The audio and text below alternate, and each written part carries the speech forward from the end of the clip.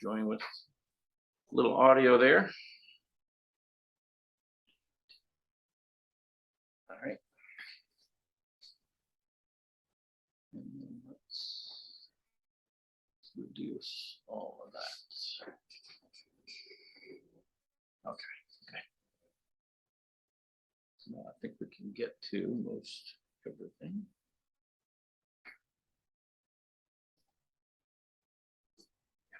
Okay. Let's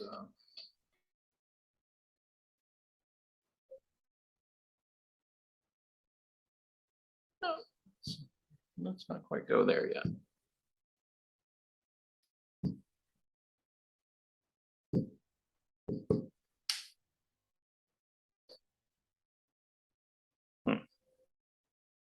Where's my little menu up here? Come on.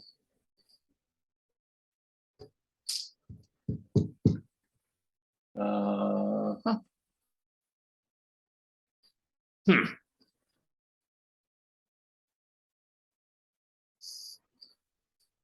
Well, we didn't want that either. All right. Yeah.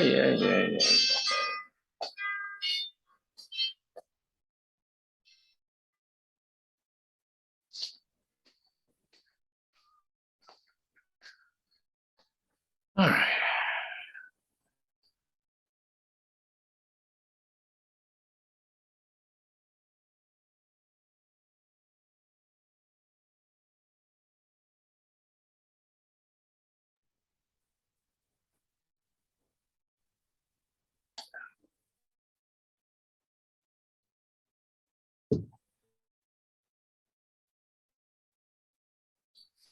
All right. How do we get out of this? Your microphone is not working properly. The voice continue recording. Okay. Meeting audio may not be fully recorded. And why not? Okay. Let's.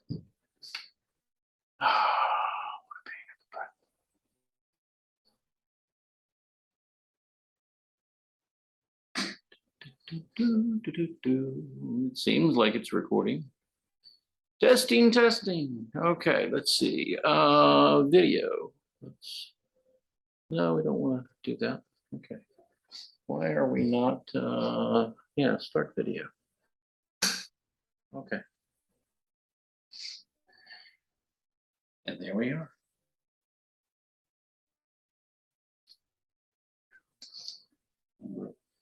We'll see when somebody comes on. See what happens. Okay. All right, we got a board. Did you get a pencil? Yeah. Okay. All right. And you have a pen or anything to write with? Yes. Yeah. Well, no, like a pen for taking notes or anything like that. We're gonna be doing a few of those today. Okay. And at some point, when you're up moving around, I want you to come over and sign in. Okay, so give me your name, your phone number over here. Okay, that way we know you're here today. And I can prove it. But yeah, again, you don't have to do it right this minute. Just, whenever you're up moving around. Go over there.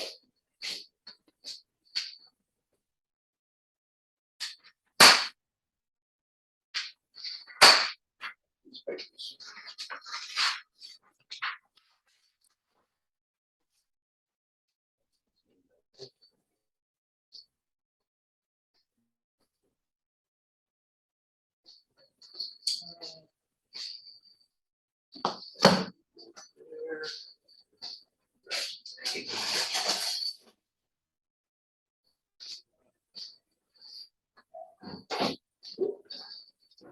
That's not the drawing.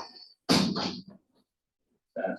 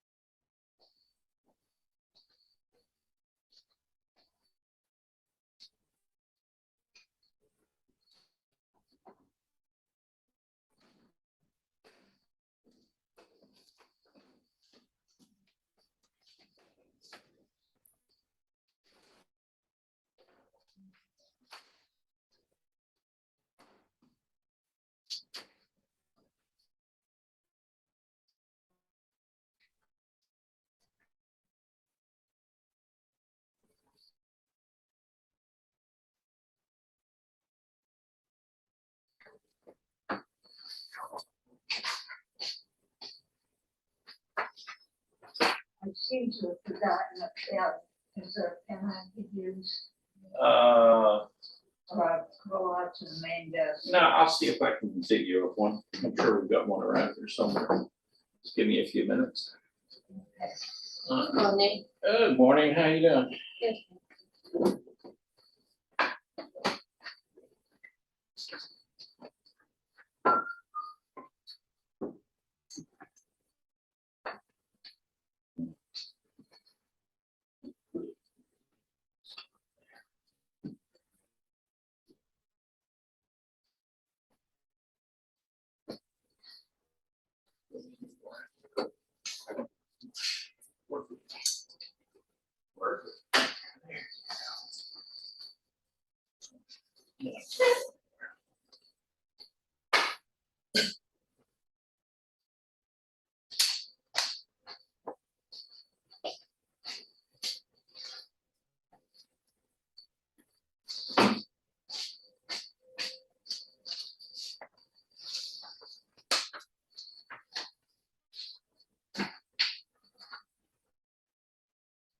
There's nobody there.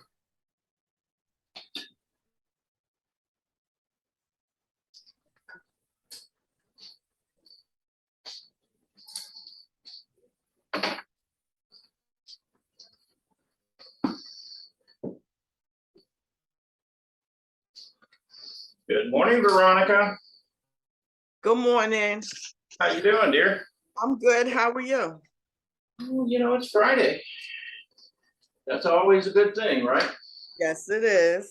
I don't know why it's a good thing. It doesn't seem to make a lot of difference, but you know, it's another day.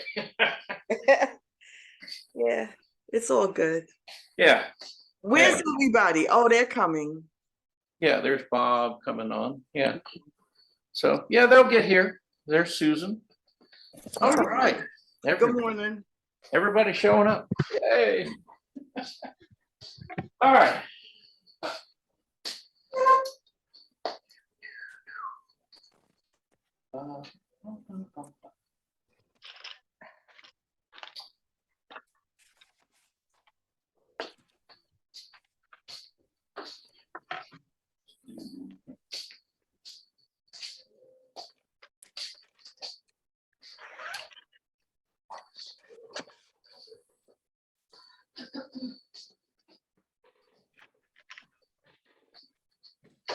Good morning.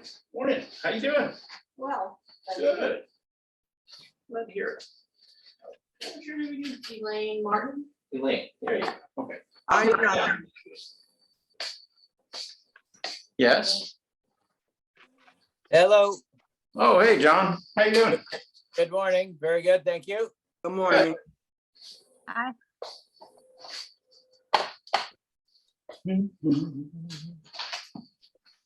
Hey, John. Yes, Today is going to be a special day for you. okay. I'm going to introduce you to something I think you're really going to love. All right, sounds good. Yeah. Now, it might take a little bit of effort, Oh, no. No.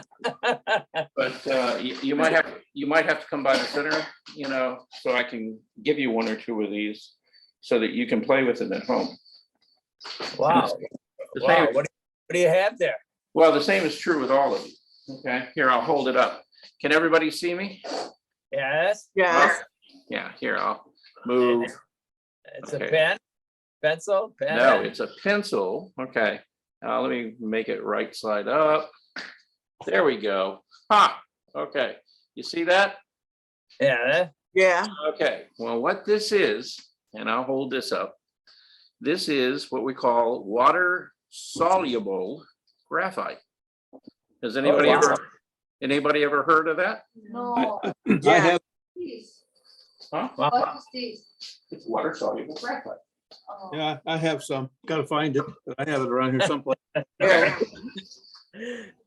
Well, here's the thing. A couple of years ago, I started buying these for the drawing classes in Benson, and we actually used it because you can actually make marks on the paper, and then you can take a brush, add some clean water, and you can actually create tones or values with Wow. very much so like a watercolor wash. And so you can do these beautiful black and white renderings, that have this very watercolor feel to them. Okay. Now they come in this size, okay, which are very large. And they also come in a regular pencil size as well. So you can get either size, okay? But for the next couple of weeks, this is what we're going to be using, okay, to draw with mainly. And when we do the longer drawings, people here, I'm going to give them a little container of water and a big wide brush so they can, do some washes. And of course, we're not going to use newsprint at that point, because if you get newsprint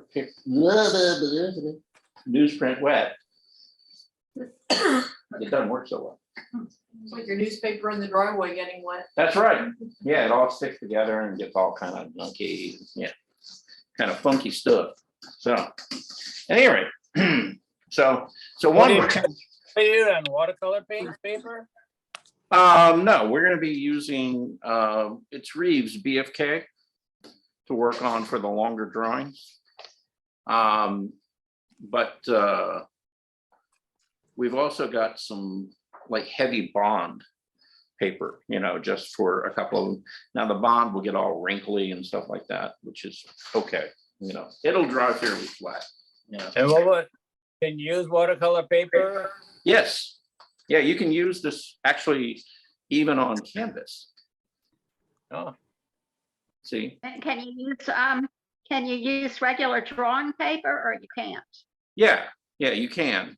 I mean, this is, again, it's water soluble. So if you had like a thick bond paper, and we're going to be working on some of that probably later today, because we're not going to get out the really good stuff till people get used to playing with this stuff. Then yeah, you can do it even in your sketchbook. The problem with the sketchbook, obviously, is if you get the page wet, you got to leave it open until it dries. Okay, so it'll slow you down a little bit on that one. But if you're just using sheets that you can, pull off, a heavyweight bond paper still work. It's fine. When you let it dry, you're gonna have to let it get fairly dry, and then you have to put some heavy books or something on it just to, flatten it all out. So that it doesn't have waves in it. But yeah, there's different ways of working with this stuff. Anyhow, should be fun. So today, guess what we're going to start talking about? This thing, it's a dirty word. It's called perspective, okay? And in particular, we're going to be talking about perspective in relationship to drawing the human figure. Okay. Who? This. Yeah, the human figure. Okay. Who I had the question? Back to, I think Hale sent one out yesterday. I said I was gonna try. Who is this? Okay. Take care.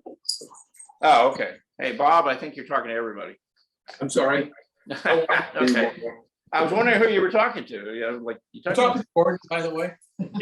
you talking to me, man? All right. All right, at any rate. So we're gonna do, a little bit of talking about perspective. You might want to take some notes on this, okay? For those of you at home, since you're on a computer, guess what? You could actually do a screenshot and save some of this stuff. So you, Pardon? My phone is almost dead. I can't really take any pictures of it. Oh. Okay, are you on your phone or are you on an iPad? I'm on a pad, but I don't know how to do a screenshot. Yeah. Somewhere. Okay, well, I mean, if you can. Fine. yeah, I don't know how to, I'm on an iPad, but I don't know how to do it if I'm on Zoom. It should work.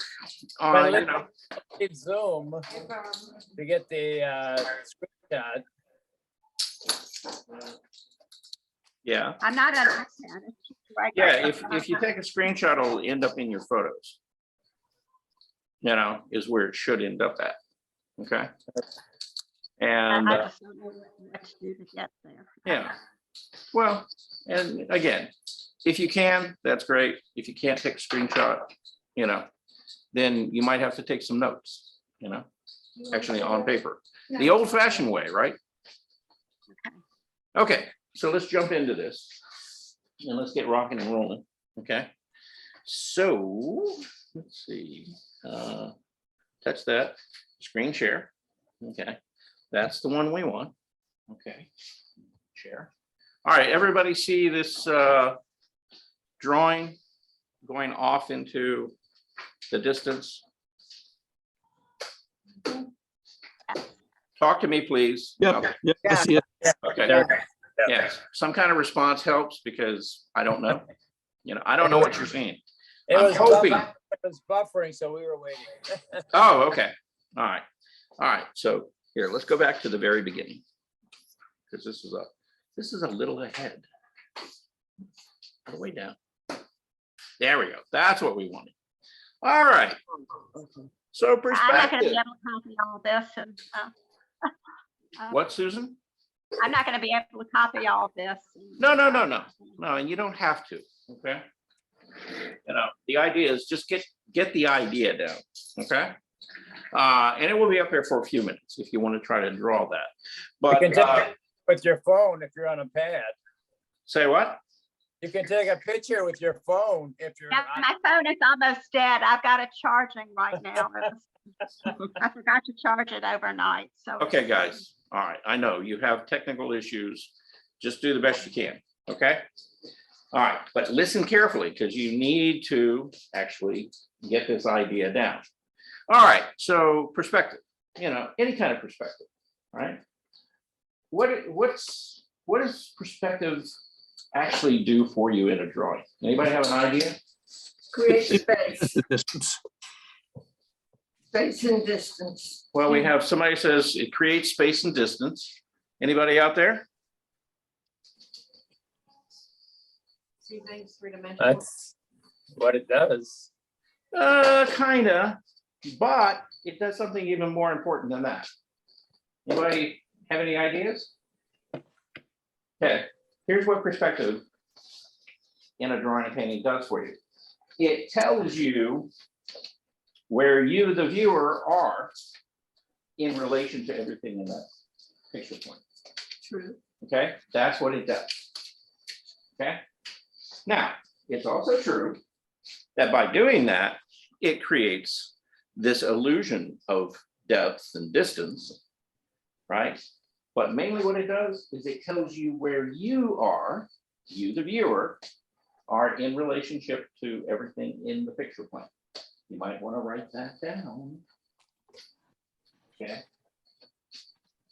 Take a note. You know it? Okay, it'll be on the test. Oh, my goodness. Yep, it'll be on the test. All right, so where you are in relationship to everything else in the picture plane. Now, in looking at this little diagram, you see these, you know, three, rectilinear objects, right? Mhm. Okay, and they're basically cubes, right? And what are they doing? They're kind of floating in space, right? Yes. Kind of, okay, because we don't really know whether they're sitting on anything or not. They seem to be hovering out there, okay? And what is this line running right through the middle? Anybody have any idea what that is? Horizontal. No. The horizon line. Horizon, Horizon line, what else could you call it? eye level. Your eye level, that's right. Okay, keep something in mind, okay? May I take a picture? Yes, you may. And I'll get out of the way so you can. All right, and again, this is something you might want to write down so that you always remember it, okay? The horizon line always is equal to your eye level. It tells you where you are, okay? Okay? All right, so anytime that you see a horizon line out there in the distance, you know, that's your eye level, okay? Imagine, if you will, okay, that you're standing on a nice beach. Let's say that you're in Puerto Vallarta, okay, and you're looking out over the Pacific Ocean, right? And out there's a very blue Pacific Ocean, and at some point, the ocean stops, right? And there's this, what appears to be a fairly level, straight line, right? Where the water stops and the sky begins, right? Okay. That horizon line, when you're standing on the beach, okay, is your eye level, okay? And just if you want to know, that's normally on a clear day, about 7.5 miles. Okay. All right, because, yes, after 7.5 miles, guess what happens? Earth curve. Right, the earth curves. I thought that was a big waterfall. All the water's falling off the edge there. Well, yeah, if you row out there, you might row off the end. Okay. They used to believe that. That is, in fact, actually not what happened. Okay. The earth actually being round. Do we have any flat earthers in here? Okay, yeah. We can disprove that theory. Okay. But the earth, is in fact curved, right? And once you go past that 7.5 miles, it keeps on going. Okay, but you can't see it because it's over that horizon line. Okay. Now, what happens while we're in Puerto Vallarta? If, we're out there for a little while, we get a little too much sun, and we decide, it's time for a margarita. We're going upstairs to our upstairs penthouse condo, right? And we're going to look at the ocean from there. Okay, so we go 10 floors up. What happens? Lower horizon, Well, okay. because we're higher. Well, we are higher, okay? And so what happens is you can actually see further. Yeah, you don't see 7.5 miles anymore. Now you can see maybe 12, 15, depending on how high up you go, right? The higher you go, the further out toward the horizon you can see, okay? Now, why is that important? Okay, well, because, and Barbara kind of alluded to it, right? If you're higher up, the horizon line generally is going to appear to be lower, right? Okay, in the picture point. So now let's go forward here. Let's shrink this. I know. Oh, no. It's okay. Is it coming back? Well, we can if you want. Okay, but let's look at this just for a second, okay? So here we actually have a drawing, okay? And we have objects, right? We have shrubs, trees, whatever along the way, okay? We have a road going off into the distance, right? We have these telephone poles, okay? Again, what's happening? They keep getting smaller. Lighter. Right. Well, mainly smaller, okay, as they go back until, it looks like a toothpick, right? All right. But conceptually, in our mind, we know that this telephone pole back here is in fact as tall as this one or that one. Yeah. Okay, they're all the same size, okay? But they appear to be further away, right? Okay, now, so what is this called? Okay, because there's 3 types of perspective. This is 1 point perspective, 1 point perspective, okay? And why is it 1 point? because there's only 1 point we're looking at. We're focusing everything at the end of this road. Right, We're everything is focused. going back right here at the end of the road. And everything is heading, all the lines are diminishing to that point, right? So it's all going to 1 perspective point. You might want to take a picture of that too. If you have one of those. Armando. Okay.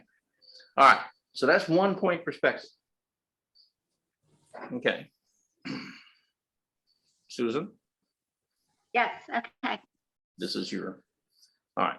So let's go back to this.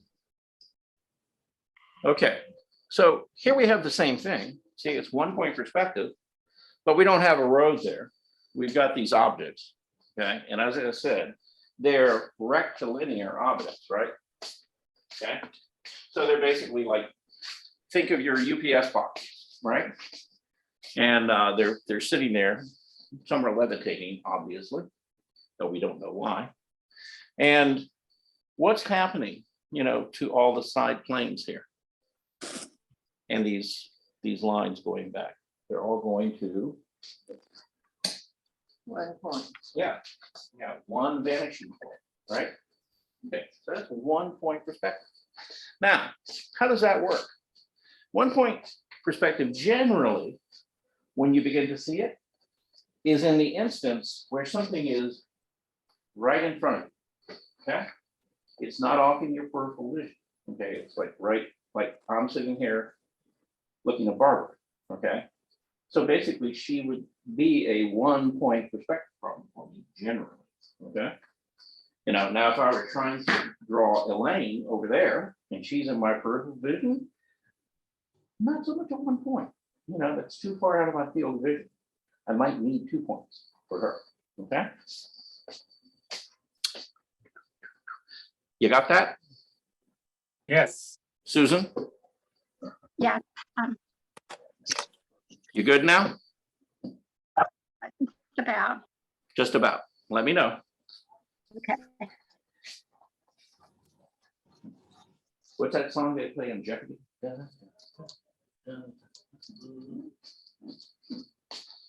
Okay, I got it. Thank you. Okay, all right. Okay, so let's move forward. Whoop, come on. I'm sorry. No, you're fine. No, this is important stuff. We want you to get this.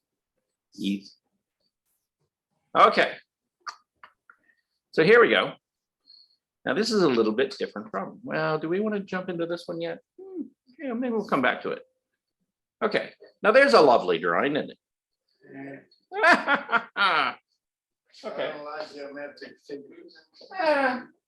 Okay, you'll look better by the end of the class, I promise you, okay? All right, so here we have an interesting drawing, right? Again, we have sort of rectilinear figures. What's happening to them in this picture? Going back in two separate directions to their own vanishing points. Yes, they are, you see, because this is an example of what we call 2 point perspective, right? Do what? Do a 2 point perspective, right? So here you have two vanishing points. You've got one off to the left, one off to the right. And depending, on, where this is, whether the object is to the left or the right of you, what's happening to them? They're going off to these two separate vanishing points, right? Where are you? Kind of right here in the middle, right? Maybe just a little bit, okay, to the right of this vertical line, okay? Maybe very close to it, actually. Maybe a little off, okay. All right, so this is a 2 point perspective, all right? And we'll do some fun things like this. I know you guys are gonna love this. Yep, come on. All right. So here, do we want to, nah, we'll go forward. Okay, here is another example, okay, of a 2 point perspective. Again, it's going off to two different vanishing points, one to the left, one to the right, okay? Your eye level, you can't really clearly see where your eye level is here, can you? But you know that it has to be above this line and it has to be above this line. Why?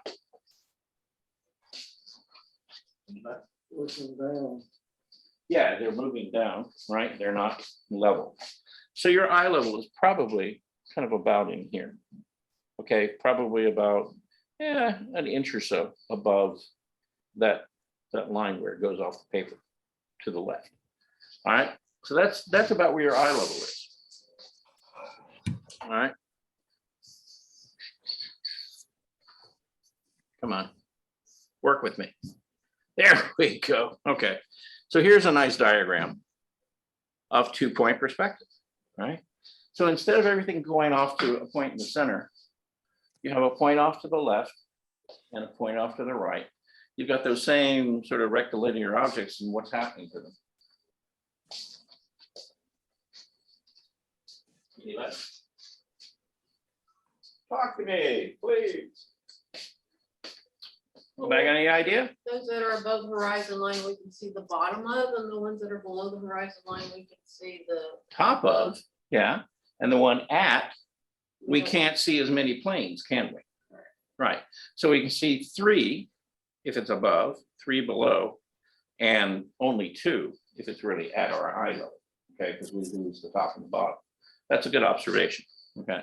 But notice, okay? Everything going off to the vanishing point over on the left, okay? All of the side planes, right? Over to the left-hand side, they're all diminishing going to there, right? All of the planes to the right are going off to the vanishing point to the right. Okay? That includes the side we can't see. Okay, the back side here, this is going off back here to the right-hand vanishing point, all right? Why? Because these 2 planes are parallel to each other, okay? You know, they're sitting, you know, if we were sitting here looking at a box in the room. Big box.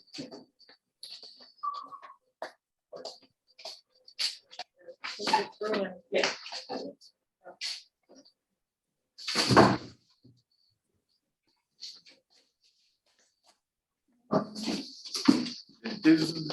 If we're sitting here looking at our box in the room, okay, and it's about your eye level, okay? How many planes can you see? Yeah, you can see 2. How many can you see, Barbara? I see a little part of that edge. Yeah.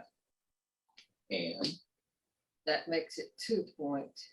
But if I am here, it's more 1 point, yes.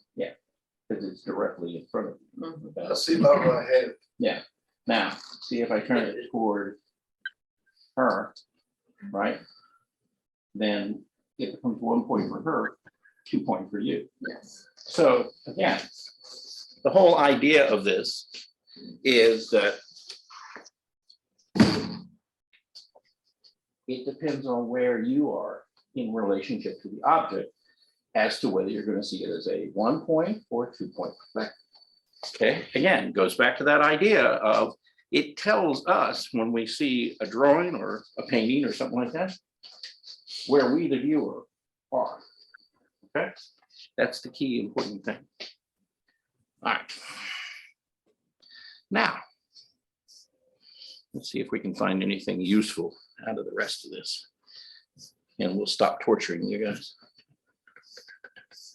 Come on, is that as small as it will get? What about when you're looking at a landscape?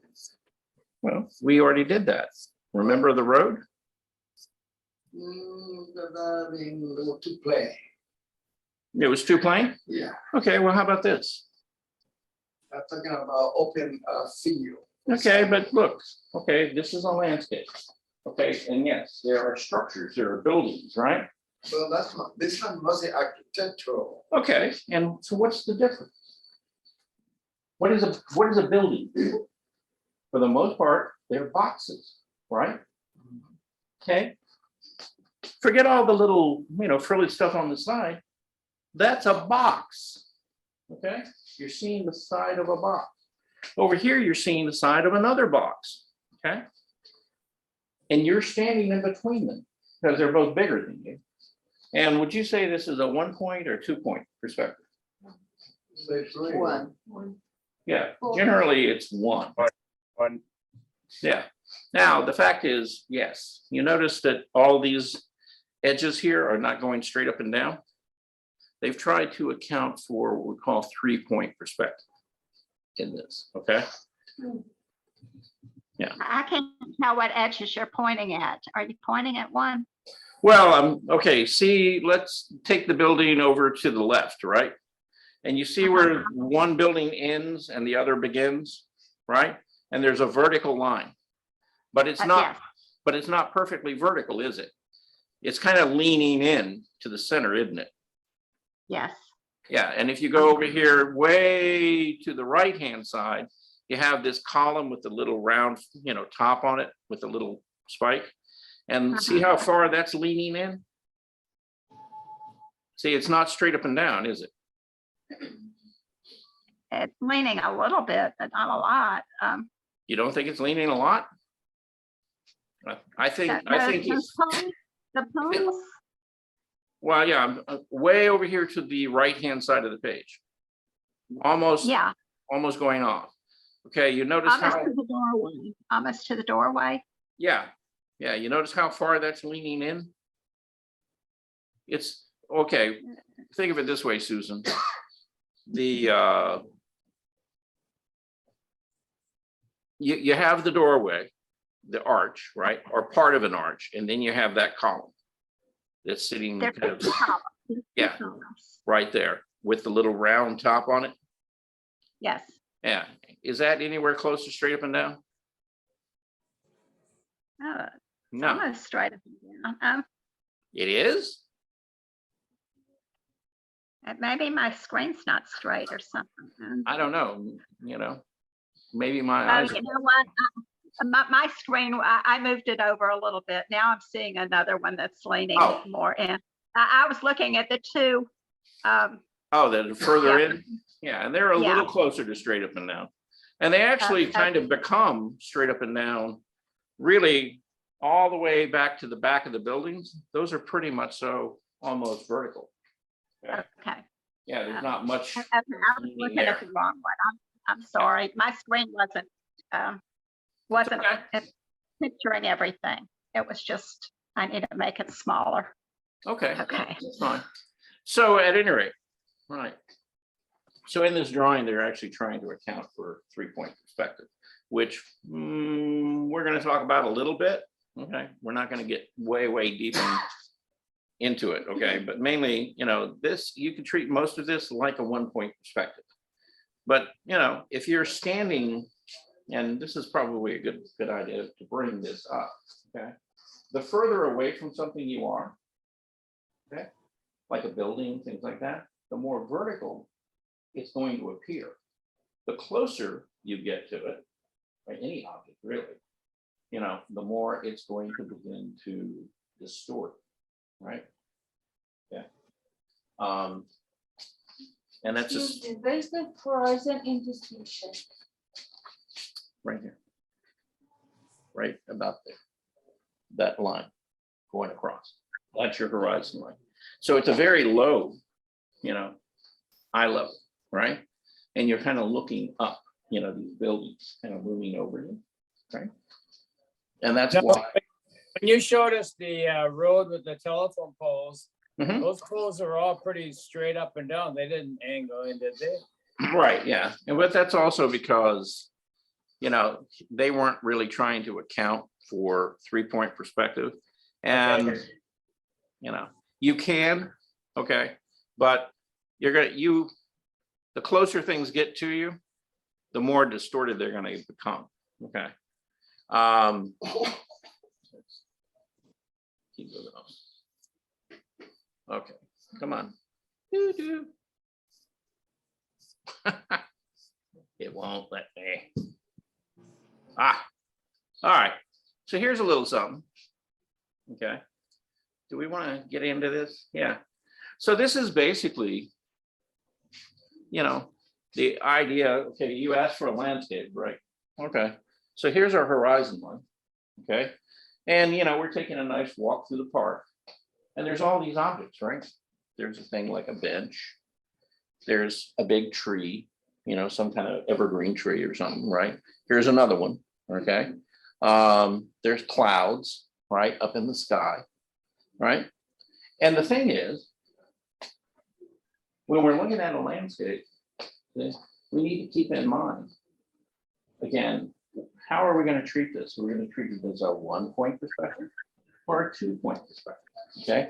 In this case, we're basically treating it as a 1-point perspective, right? This trail is going off, off into the distance, but all these objects See, they can all be, simplified into very simple planes, right? These trees become pyramids, right? This bench becomes a rectilinear object, right? Like a box that we just saw, right? We could even turn the human being in here into a box. The clouds can also be treated almost as boxes if we want to, okay? And again, where are they all gonna go?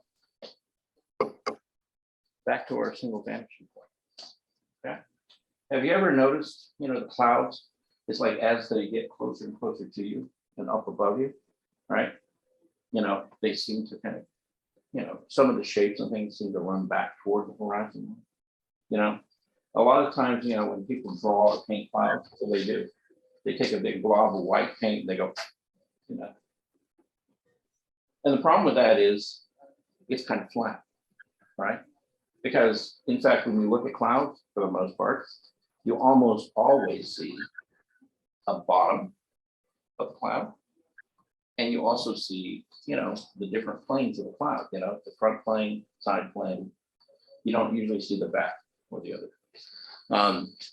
But when I'm doing clouds, one of the things I look for is the bottom plane of the cloud. And I'll just draw it in, as a simple rectangle and try to get it to go back to the horizon line.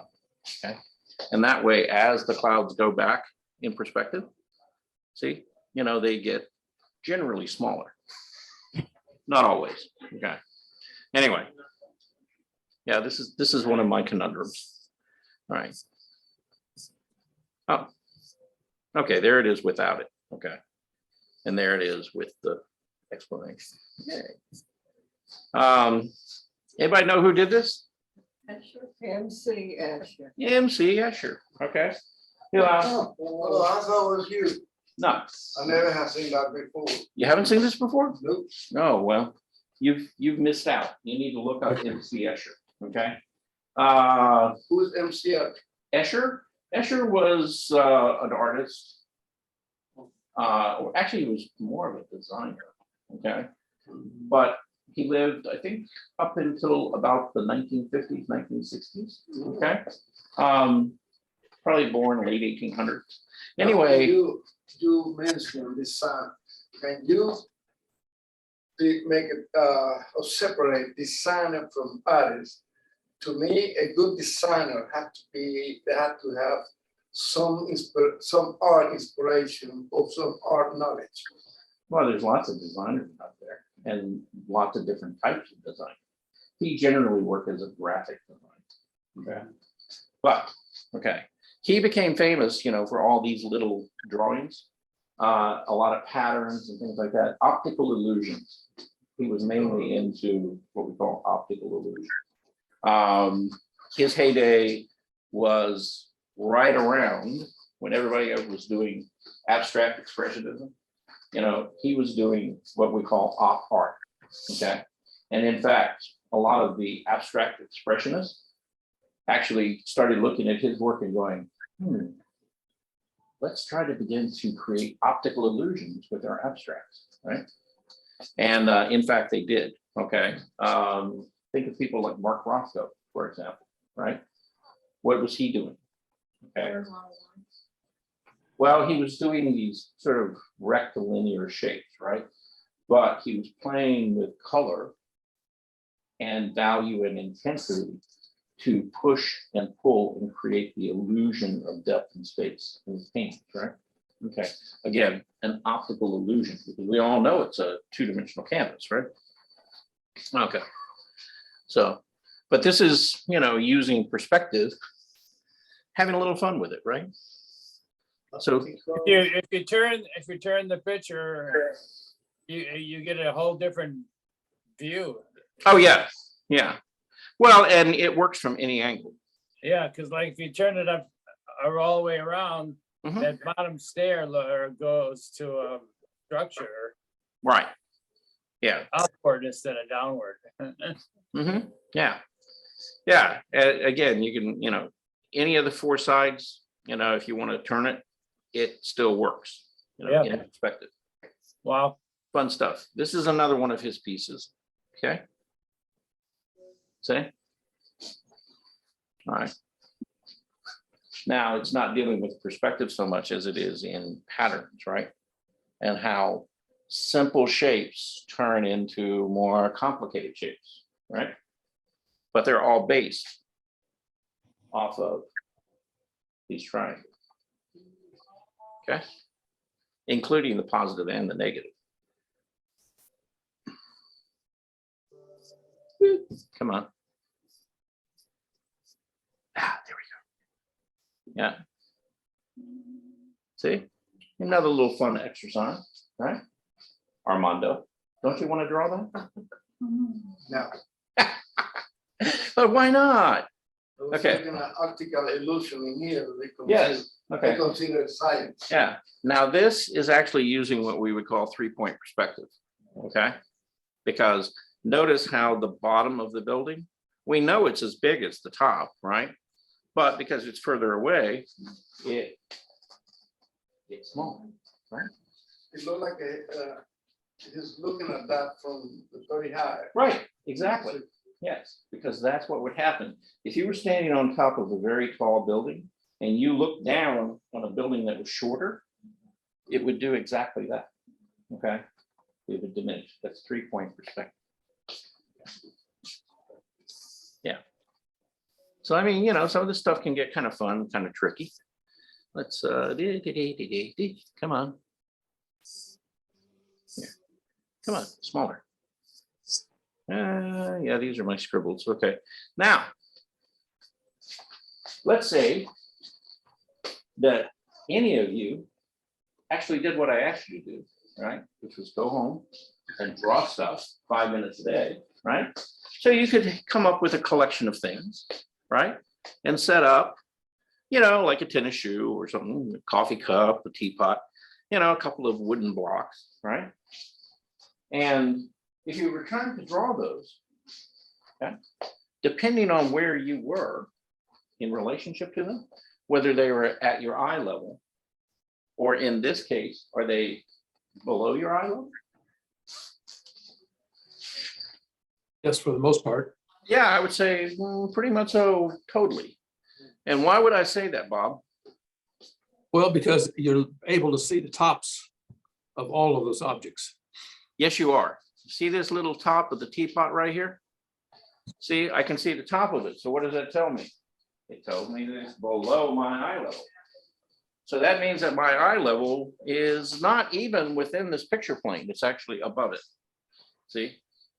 Our eye level is way up here. These objects are down below us. Okay? So again, now think of like a 15th or 16th century Flemish painting, right? You know, these beautiful still lifes that they did, okay? If you look at them, you can see the edge of the table in all of them. And what does the edge of the table do? It goes straight across, right? And everything sits right on top of it. You know why? Because what they did is they set that table to be at their eye level. Everything that they actually painted, all the objects sitting on the table were actually, the very bottoms of them were at their eye level. Everything else was above the eye level. And so what happened when they had like a tall, you know, flower arrangement or something, it diminished as it went to the top. Okay. And again, what were they interested in? They were interested in light, capturing textures, colors, surfaces, right? And, you know, accurately, but also the perspective, you know, and the illusion of perspective as things got above your eye level. Come on. Come on, let's go. Any day. It doesn't want to go anywhere. Okay, all right, here. So enough of that. All right, so you've seen some examples of, you know, above or at your eye level. All right, let me. All right. So let's see, Veronica, Eloise. Hi, Eloise, how you doing? Avatar's here. All right, good to see you. Good, how's everybody? We're good. It's Friday. Yeah, We made it. All right. Yes. Yes, we made it. All right, I'm going to reduce you guys just for a second while I set up the next way of torturing you. Okay, well, okay. I thought I minimized it. Well, okay, maybe I didn't. Let's see. Yeah. You cannot minimize Zoom when you are recording. Oh, okay. All right, so much for that thought. Ha! Okay, so let's go back. Now, examples of figures in perspective. Yes.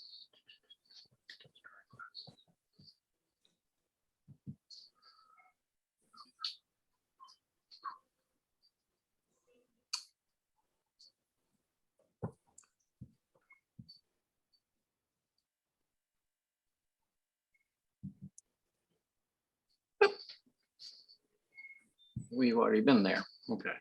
Oh, that's a folder. That's what. All right. Non-symmetrical. Where is the symmetrical? There you are. You're hiding on me. Come on, open up. All right. So how does that relate to the human figure? Okay. Now, and why am I picking on the human figure? Because we can draw a human figure. You can draw a box, you can draw a coffee cup. You can probably even draw a flower, as complicated as they are, okay? So here is a lady, okay? And she's in this rather unflattering pose. We're not seeing it. Oh, you're not? No. No, Bad me, okay. All right, how do I zoom? Something like that. All right, so share screen, go to her, share. Are you seeing her now? Almost. We're seeing your name and little star rotate. it's buffering. Yes. See her now? Nope. Nope. Yeah. Still buffering. Is it? There we go. Oh, okay. Yes, now it's giving me a note. Participants can now see, yes. All right, as I said, okay.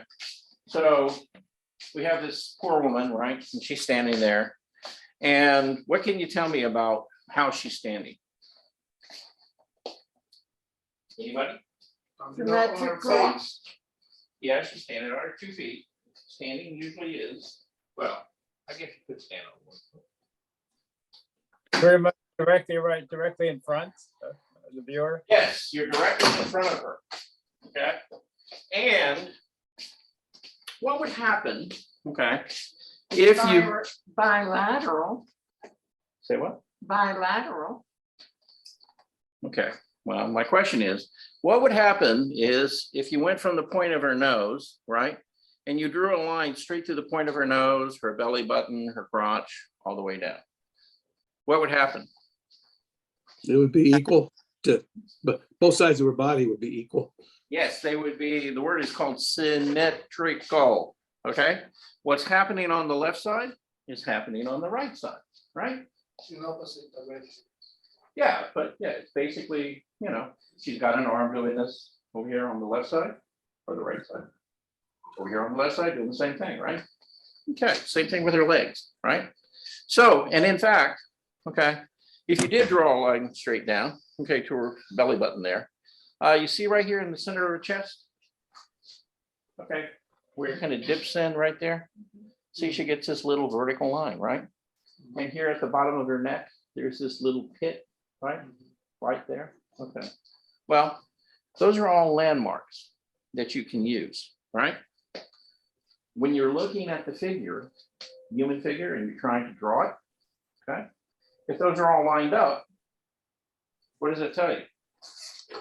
She's pretty much so straight up and down, right?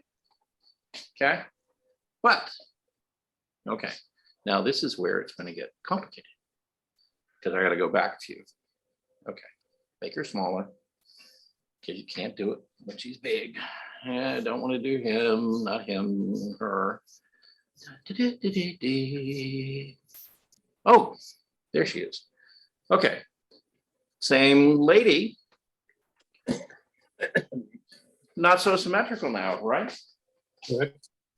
Ah, oh, look at those anchor points. Okay, look at the pit of her neck. And then the line, the sternum, right between her chest, okay? Down to the navel, okay? And then down to the crotch, right? Yes. What's happening with that line? Well, It's no, curved. the only I can see you that line, one side of the body is bigger than the other side. Well, the main thing is it's It's at a an angle. curved line. Well, maybe slightly, yes. But mainly it's leaning, isn't it? It's not straight up and down anymore, okay? And if you were to try to draw her, most of you would draw her straight up and down, okay?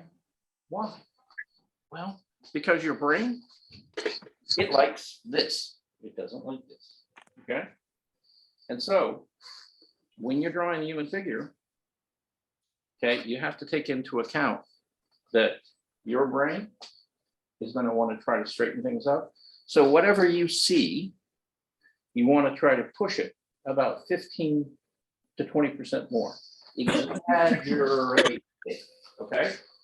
Make it more than you think it is, okay? Always, right? Same thing with the angle of her leg, right?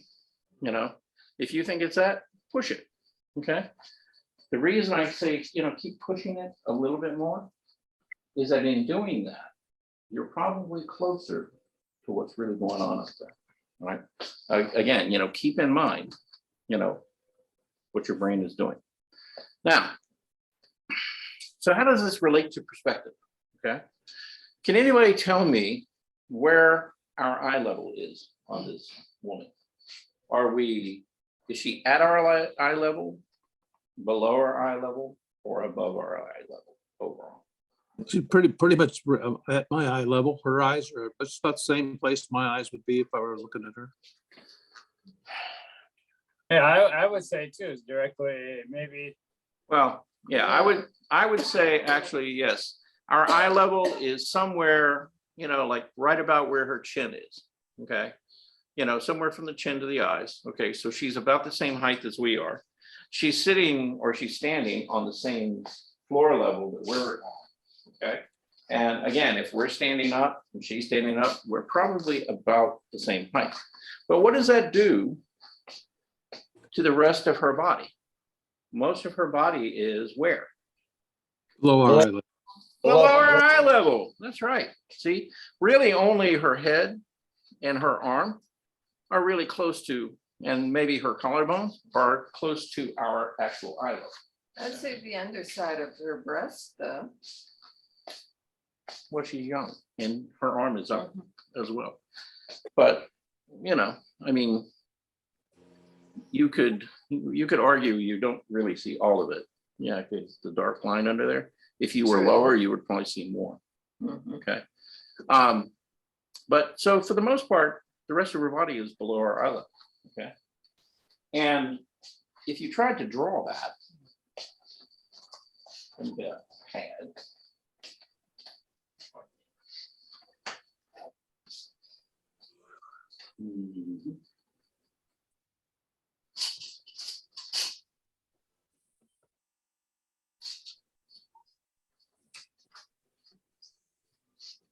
This. All right. So if you tried to draw this, okay, and I'll show you guys, you know, I won't leave you out. You can almost treat it, her upper body, as a rectilinear object, right? We see a little bit of that side. And the light is coming in from the right-hand side, which makes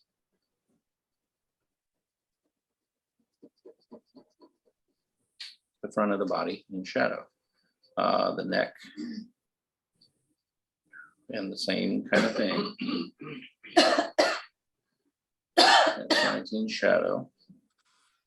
The top where the head is. You get a front plane, which is in full light, and then the side plane. That's the easy way to paint the body. I wonder. Arm.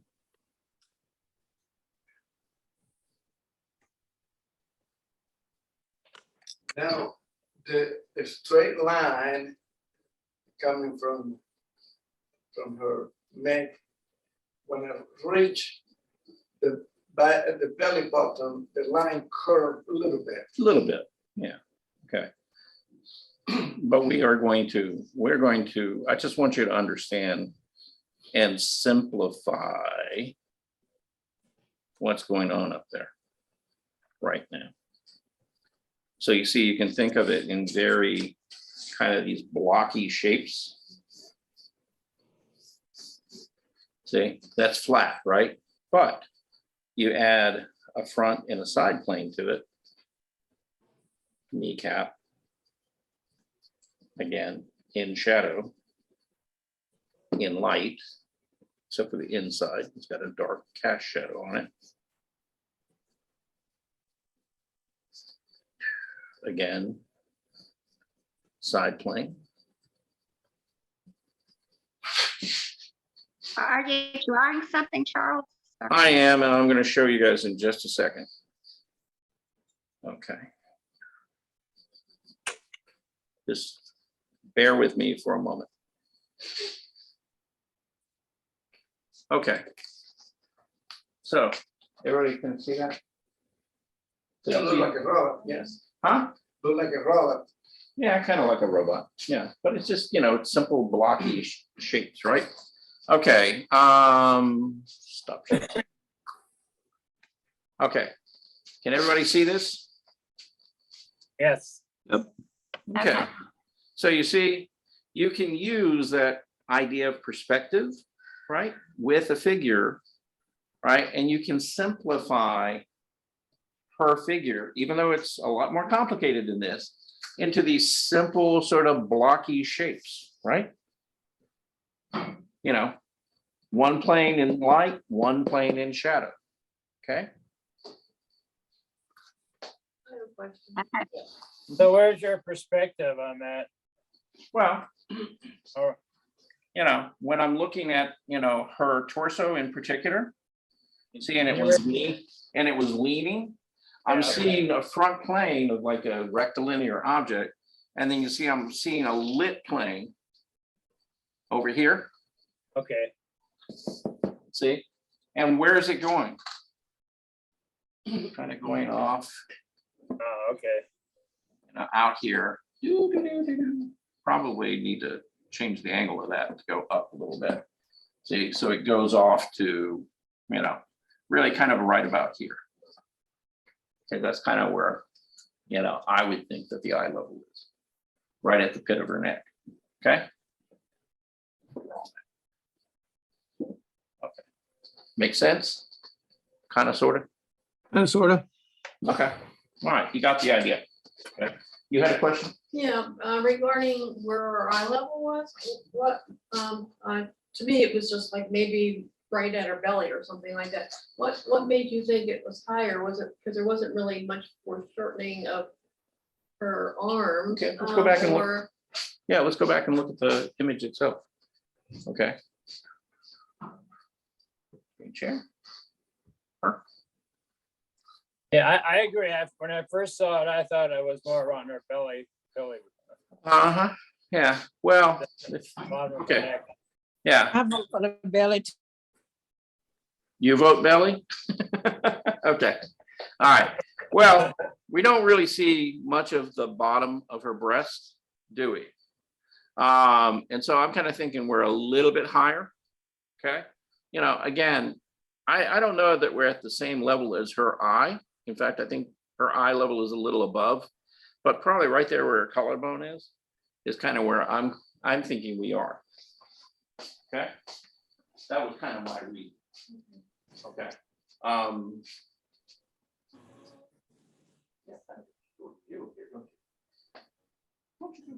It's in the middle.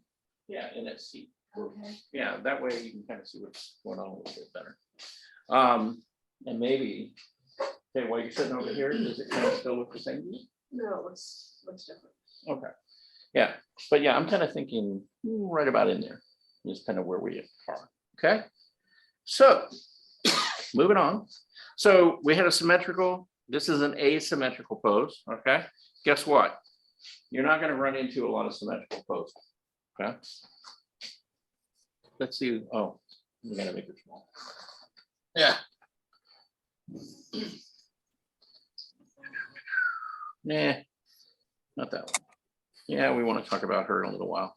Not her, not her. No. Because I want to do, where are you? Not there, not there. All right, let's talk about this guy. Okay. What's going on here?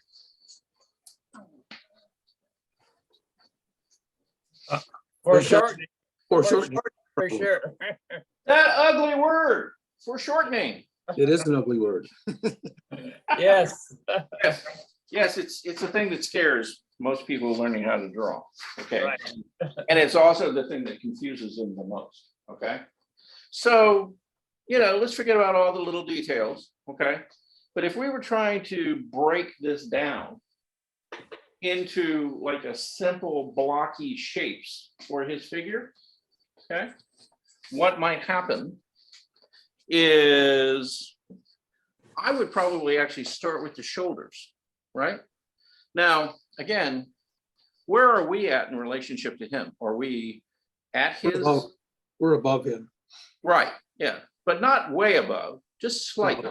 Yeah, yeah, our eye level is probably here, okay? Somewhere up here. Okay, His shoulder to his hips is like a straight line, well, except they're not. little bit curve. Mhm. Yeah, it's one shape sitting in front of the other. That's that whole idea of foreshortening. So we're in fact actually seeing sort of the top, his shoulder, kind of the top of that rectilinear figure. And then what's happening?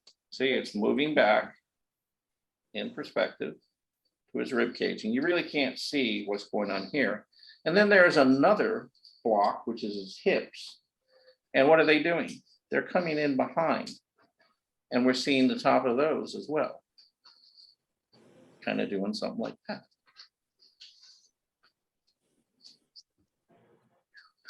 And are we seeing some of his, like stomach and stuff? A little bit, like right in here. A little bit of this bottom plane. And then, of course, we have his head. And what is it doing? It's in front of all this stuff, right? In fact, it's way over here. And we're seeing the top plane of the head. And then a little bit of the side plane.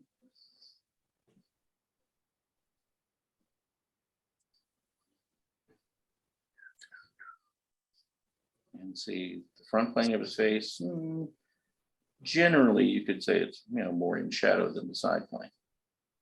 We're not really seeing all that We much. see nose but no lips. Yeah, because it's turned under, right? And then we got that lovely arm to the left. And what is it doing? It's stretched way out. Yes, it's coming toward us, right? Almost directly toward us, okay?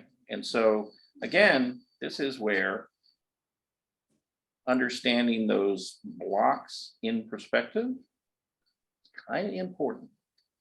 Okay, now, ask a question here. Yeah. Looking at the arm, for Yeah.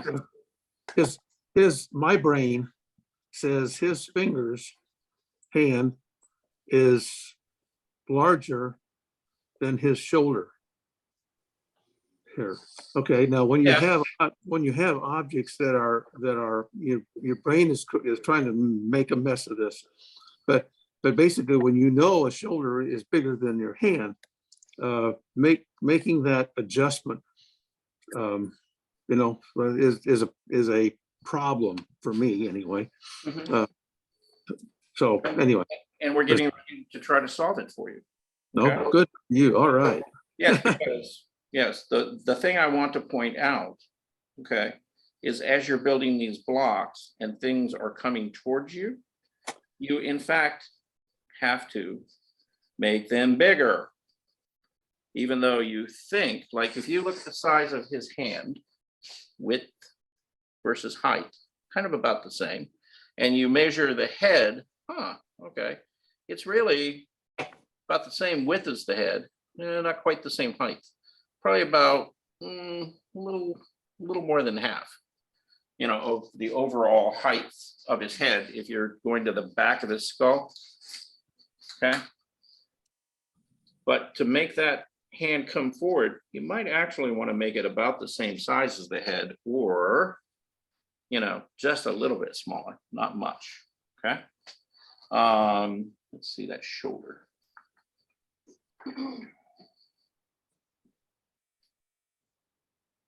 One, two, and that's really foreshortening right there. Three.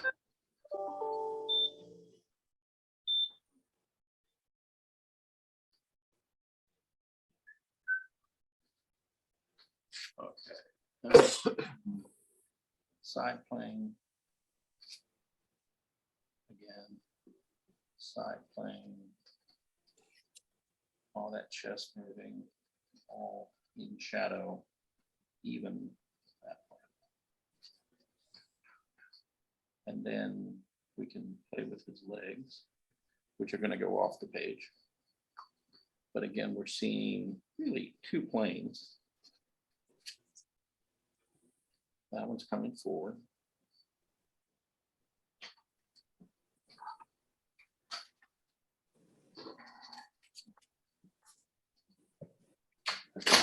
Okay.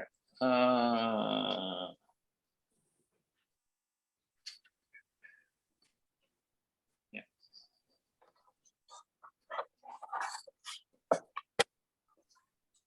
Top of his hand and all those fingers pretty much falling into shadow on the inside of the thumb. Okay, does that kind of look? Yeah, and see, all I did was I just broke it down into blocks, right? Pretty simplified shapes. Okay. Okay, stop share. Okay, can you guys see this Yes, pretty clearly, or? is it- Yep. Okay, so all I did is I took that figure and I just broke him down into, you know, rectilinear shapes, right? So again, see, it kind of gives us this idea that, see, this is closer to us. This is further away. See, why? Because we have all these shapes and they're stacked on top of each other, right? So what does that do? If this shape is sitting in front of this one, it pushes it back, right? yep. Okay. So we're finally gonna get around to doing a little bit of drawing. What time is it? Anybody know? Is it about 11 o'clock? 10:10. It's almost 10 after. It's almost 10 after. Okay, so let's take about a 5-minute break if you have to go to the bathroom, whatever. Okay, and when you come back, make sure you have a pad, a pencil, and we're gonna do a little drawing. Here's what I want you to do though. I don't want you to do a pretty drawing. I want you to do these. I want you to break that figure into blocky shapes. Okay? Is it correct? Is it correct or No, no? no. Rectilinear boxes. See? Geometric figure. Yeah, geometric, see. Geometric shapes. Okay? Yeah. Are you showing the same illustration? Okay, because all right, thank you, got it. Okay. So what's your question? Am I showing the same? When you held the pad up, it was facing your audience there. And we Uh-huh. couldn't see it, and I didn't know whether it was the same one or not. Oh, yeah, it is. Okay, Okay, thanks. yeah, but you kind of get the idea of what I'm looking for. Yes. Okay, so yeah, we're not drawing, pretty pictures and details. We just want to break them into simplified, rectilinear or very similar shapes, okay? All right, thank you. Really simplify those shapes down. Because guess what? They're all going to have foreshortening in them. To some degree. Okay? More torture, right? Totally. Yep. Yes, well, this is good practice because it will help you understand, and actually see those overlapping shapes and how to break that figure down. So it's not that complicated. Here, just leave the door open.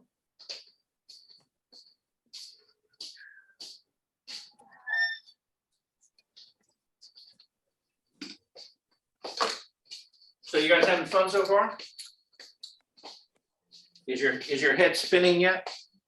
Mine is, Okay, good. thank you. Well, hey, we want, you should be giving off some heat from the top of your head now. Getting your brain thinking. Yep. Did everybody enjoy the nice crisp morning that we had this morning? Oh, yeah. 27 degrees. Woo-hoo-hoo-hoo. Stepped outside this morning and right around about 6:30. Or chilly. So had to wear a scarf today. Keep it around my neck, keep me all warm and toasty.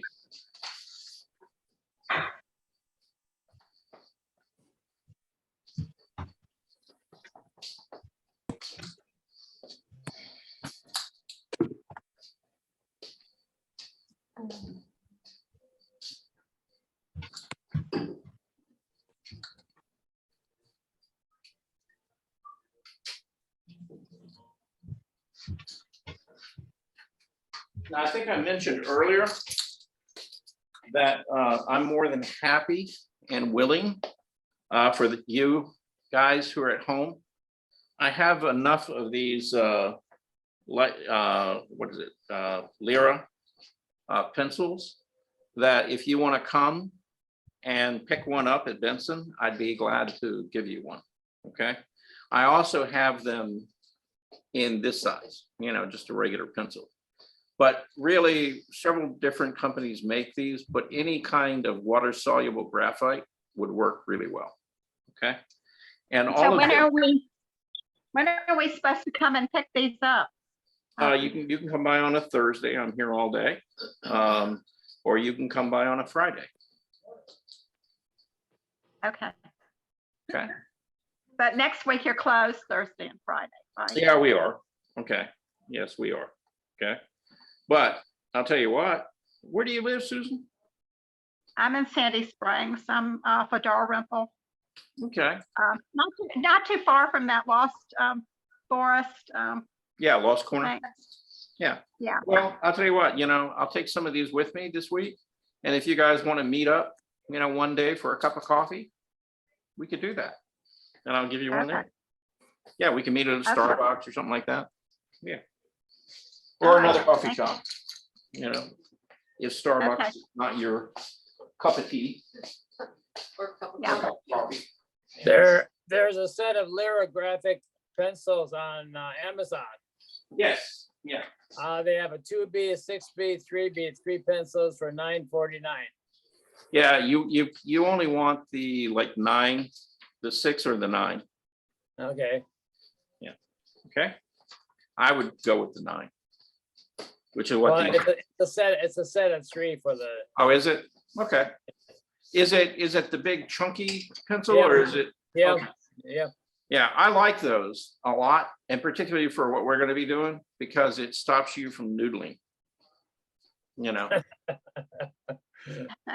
It's kind of like, using a big brush. You're beautiful. Yeah. They think it's worth ordering those, right? Oh, is yeah. it- Yeah, or John, you can meet me for a cup of coffee. We can. Where are we going to drink coffee? I said, we could meet up. Want to show you something? Yes, yes. Give me just a To be second. inside. Okay. Yesterday, actually, Barbara brought me a gift. Oh. She brought me some bamboo sticks that were probably about 18 to 20 inches long. Oh, that's why you were doing that yesterday. Yeah, and as a way of extending my paintbrush. And so I sat here with Armando yesterday with a big, wide, probably about a 2-inch brush. And I did that. Oh, See? And it's just on a black canvas. But Very nice. yeah, it was just using a big wide brush and acrylic paint and just kind of sketching it in. But the thing is, it's like, because you can stay back from the canvas, you can actually, with that extension, you can get a lot of really sensitivity to the brush. Yes, nice too. And Do you still have your extension? no, I took them home. Oh, okay, Yeah, I'm playing with them at home. right. Yeah, but it's just a bamboo stick. It's not, like not a real thick bamboo. But, you just stick the brush in the end of it. And, again, it kind of forces you to simplify and block in stuff, in a kind of a simple way. But this is just white acrylic and then a little bit of color. So, but, literally, I mean, you're back, Like 3 feet or Yeah, about- so yeah, from, about about 3 feet from the. about 3 to 4 feet. Yeah. But it stops you from like pushing into the canvas, right? So, kind of a great thing, but, by the way, will Terry, all of you, can you please come over and sign in on the sign-in sheet today, please? Name and phone number. And then we'll get back. Where is Yes, we need to do that. You too, Armando. I did, the first one. Oh, did you? Okay. Mhm. All right, so Barbara Green hasn't signed in yet. Okay. So anything happening out there in the world? Yeah, having something interesting going on. Yeah. I'm doing this commission portrait thing. Mhm. And it's a duel, it's 2 people. And it's a husband and wife. Mhm. And I'm going around and just doing work and it's coming along fairly good. Okay. But all of a sudden I looked at it real close and it looks like the guy is a somebody who likes way younger women. I made her look so young. I mean, she would probably like it. However, it kind of gives a what kind of guy is this? Well, you just need to remove a few of the wrinkles from him too. Well, yeah, that too. Yeah, I can make them look like teenagers, probably. Right, well, you could, yes, you could be more flattering to both of them. And they would both enjoy that, I'm sure. Young women cost money. All women cost. Yeah, Okay. I know, yeah. Excuse me. Yeah. Yes, anyway. Okay. So the portrait's coming along? They're coming. You gonna share it with us anytime soon? I will. Okay, They're not ready for that level yet, but I will. yeah. My suggestion is, we watched a video from Chris Fornatero the other day. Right. And one of the things that he didn't mention in that particular video, but that he has in other videos, is that he'll actually turn a lot of his portraits upside down. I do that. I have done that. Yes. Yeah, but no, I mean, he actually starts them upside down. Oh, okay. Yeah, to lay in things. Right. Again, because it forces him to abstract the shapes and angles and things. Mhm. And then he'll flip everything back over and develop it more, and then, go back and forth. But that will help you kind of stay true to the proportion. It works really well, actually. Yes.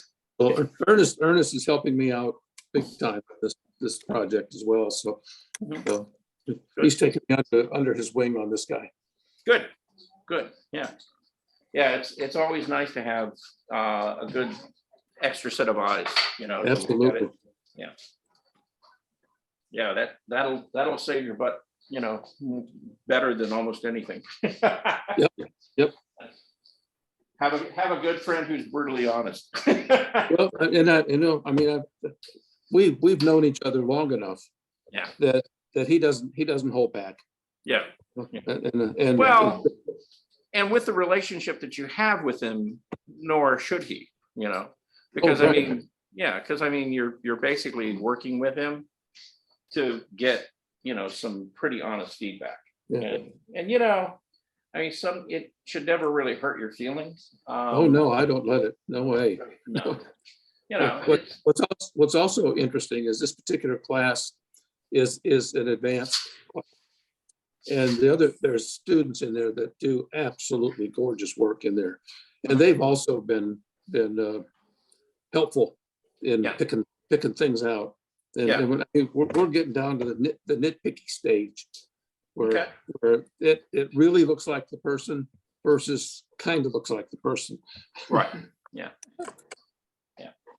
Yeah, portraiture is, you know, it's something that I really love to do because it really, of course, the way I approach it and the way Ernest approaches it is probably a little bit different. You know, I don't really want to paint anybody unless I know them or I've spent time with them. Oh, he agrees. We've talked about that. Because it's like, it's one thing to work from a reference photo and try to get an accurate, you know, physical likeness of them. Mhm. But, you know, without actually having some interaction with them, you don't have a sense of who they are as a person. And I always kind of find when I'm trying to paint, you know, I've tried a couple of times to paint people who, you know, had passed on, you know, particularly like veterans and things like that. And yeah, it kind of looks like them, but to me, they just don't feel alive, you know? You need to ask Ellen about that. She has done several portraits of Mhm. people who've passed on, Yeah. and she struggles with Yeah. that. Yeah, and I mean, I think everybody does, because it's like, if you don't have this, well, it's something with your experience of actually interacting with that person that you kind of get this sense of who they are, and it Mhm. actually ends up in the painting, Yes.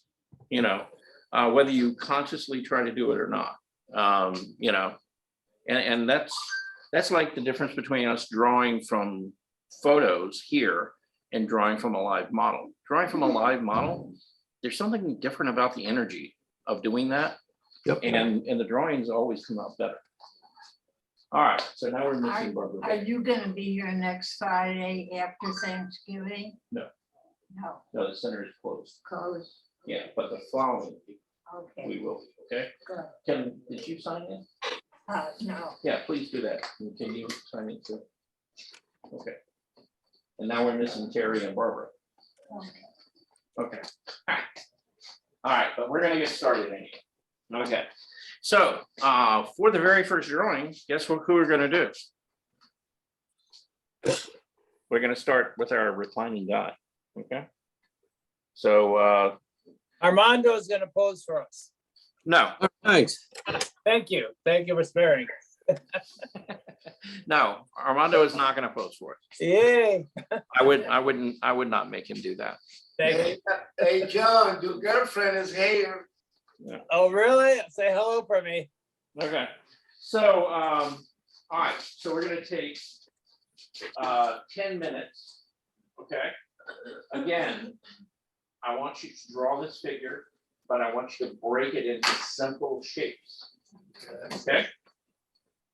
Simple shapes in perspective, because that's kind of what is going on up there, okay?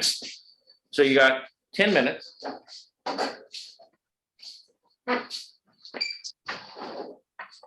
And again, these don't have to be beautiful drawings, they just need to be, you know, But you want it in geometric?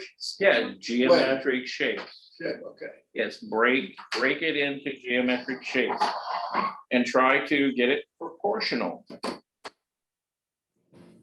That would be important, all right?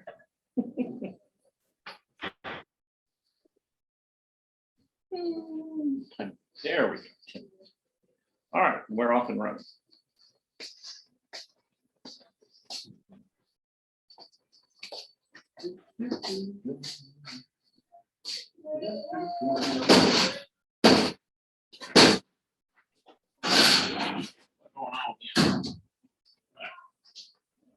That's a rookie, rookie. Where did they go? Here's that.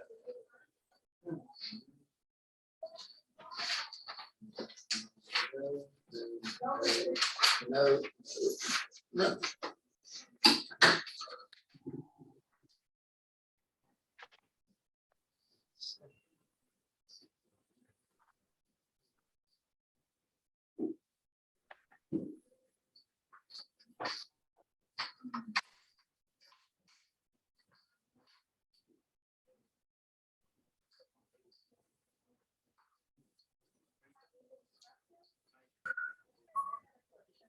Yeah.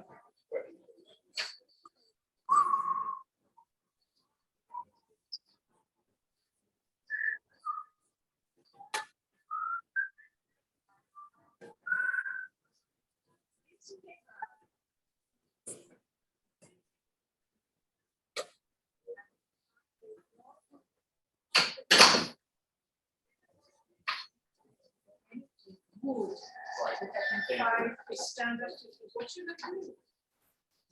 What is the next? Wait,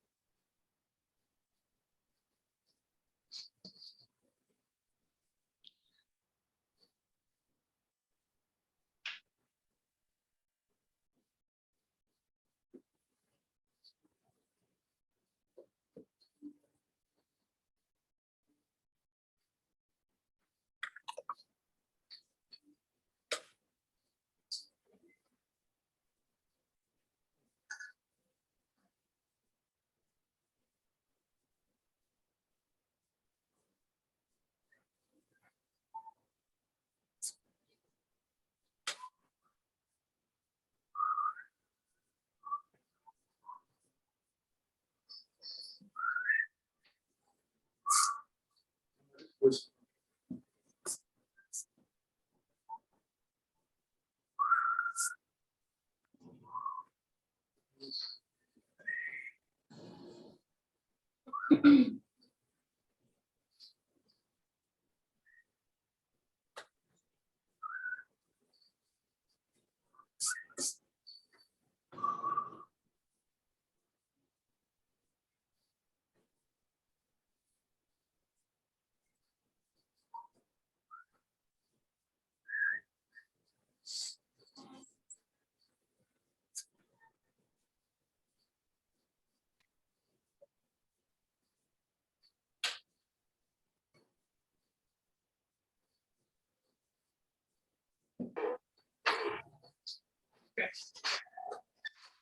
All right, guys. Geometric shape.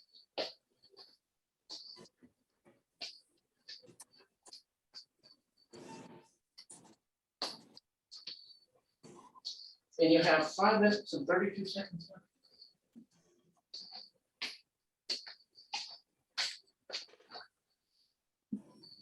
And while you're drawing those blocky shapes, you know, just shade in the side that's in shadow. Okay.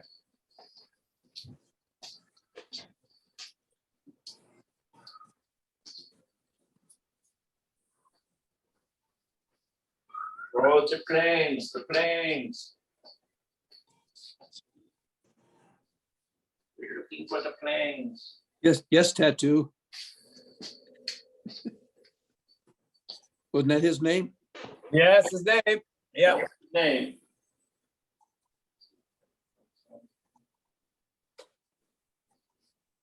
Some sort of phone, this like that, right? Same thing with the name.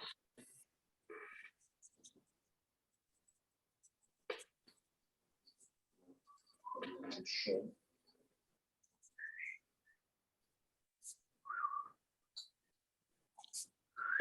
So down to the foot, right? And even the foot, you can see shoes.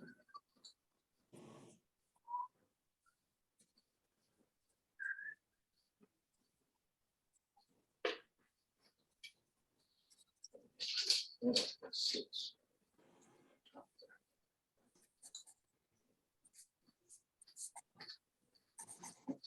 So, break into what's in the lanes, what's in the shadow, right?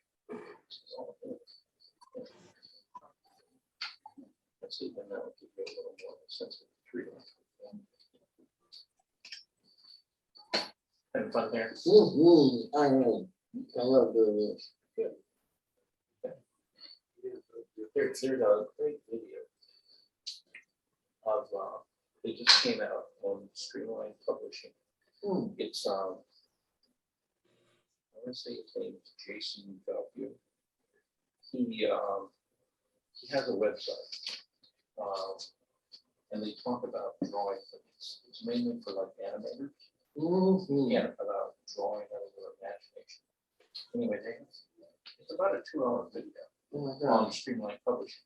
Find it on YouTube. It just came out. But that would be a great thing. Yeah, I would love that. Okay. I'm remembering 70 years ago in New York, the creator of Dungeon Manager and Louder, I think it's called Dog Patch, his name was Al Capp. Yeah. And he would talk and he would illustrate simultaneously with his talk. I was fascinated by that. Many years ago. Yeah. And then back in the 50s, Mad Magazine and all the superheroes, all like this guy would jump off the page. Right. And they'd show the border and the guy was jumping out of the border. What Right. fun. Yeah. And see, you know, even before I started art school, there was a book out called Rapid Viz. Okay. And it was mainly made for designers and architects, but it was talking about drawing and giving, you know, illustrating it sort of 3-dimensional form and doing a lot of this, like breaking it into simple shapes of line.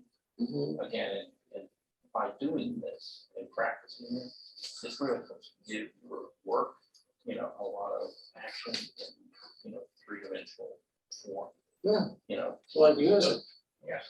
So. Jack Davis. Yeah, Mad it's Magazine. geometric figure. Okay, but why is all of this bigger than this? When you look at him, see, you measure from his hand to his Well, elbow. really, you can observe well from the arm to the, it's longer and the See, turn this- away of his. This has to be as big as this. So Which then- one? Well, you know, from the elbow to the foot has to be as big as the elbow to the hand. So the hand ends up way over here, which means that all of this has to be much bigger. If it's closer to us. Okay, That's the. yeah, we're in.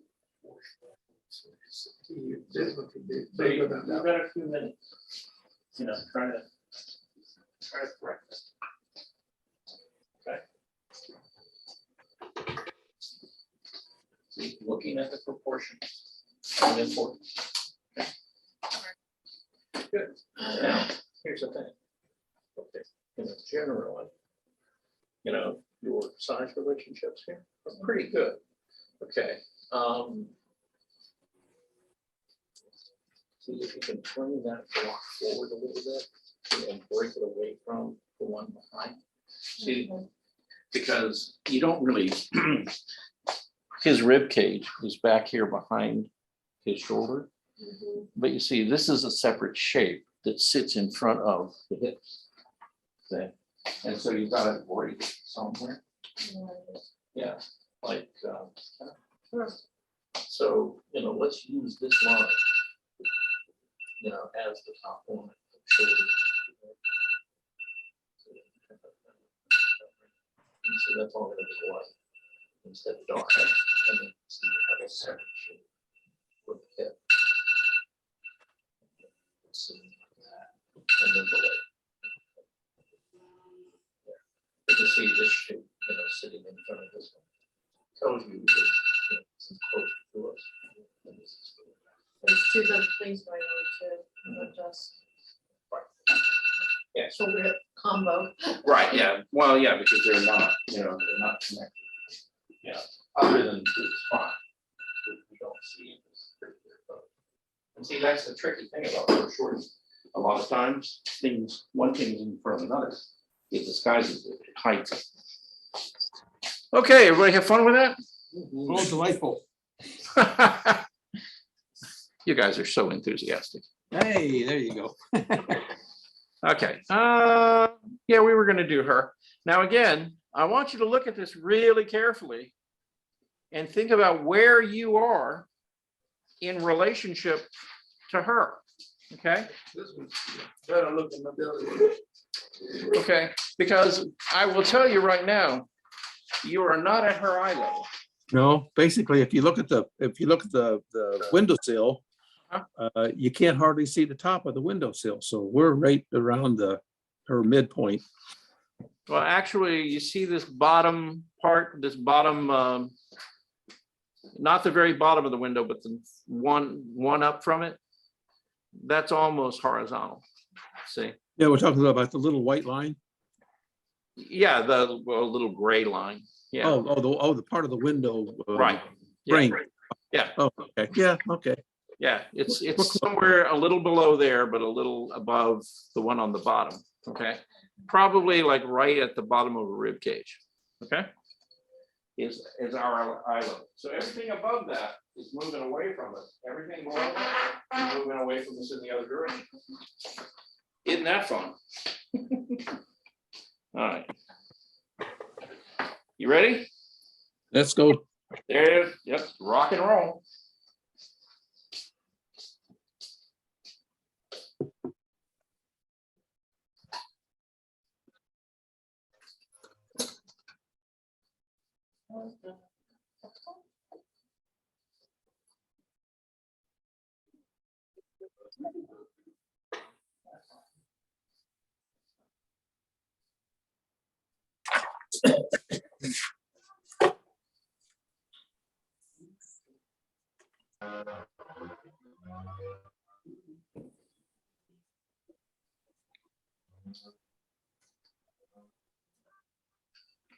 Anybody remember Maria Muldaur?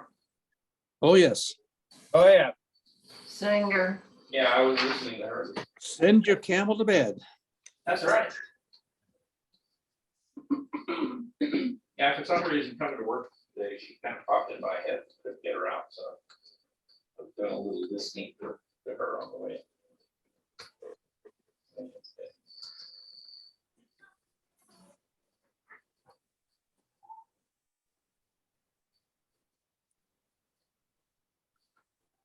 The thing is like her, the music popped into my head, who she was,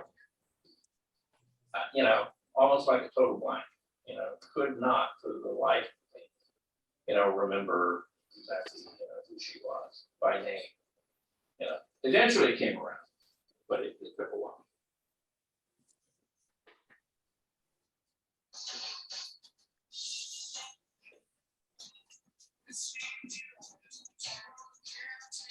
It's not what I want.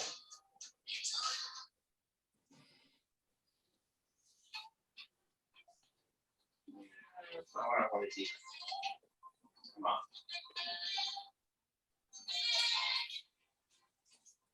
Is this supposed to be in planes as well?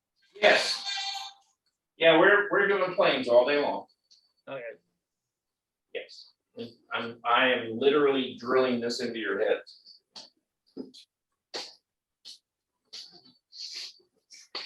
Why? Because I have to. I want you to understand this. Okay. If you don't get anything else out of this drawing class. Now,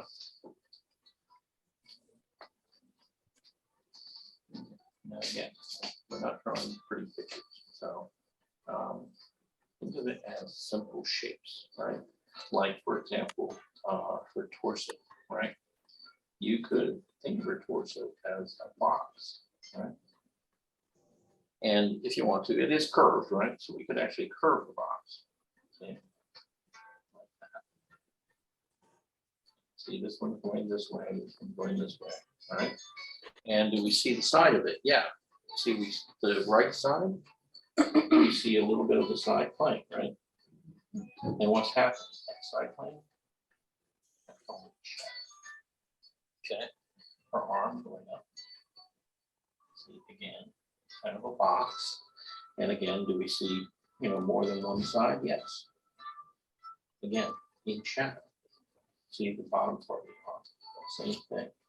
See, so treat it as simple shapes, okay? Even the head, again, it's kind of angle, right? You see the bottom plane of it. Right there, the front plane, where the face is, and then the side plane. And see the side plane, long in shadow, right? But it's not nearly as much shadow as this. So you can see it dark. Jaw, and see her neck, right? And even her neck. That's shadow. So you see how the blocks are being put together.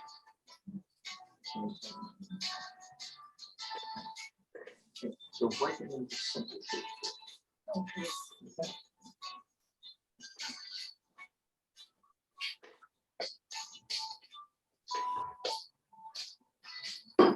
This, what the exercise is for, is not about trying to get you to draw a pretty picture. It's to get this concept of, simplifying the figure down into these simple planes. Because if you can do that, then you can also begin to get the proportions of the different parts, right? And you look at the proportion we're asking. You'll understand the thing. Let's see, that's 1, 2.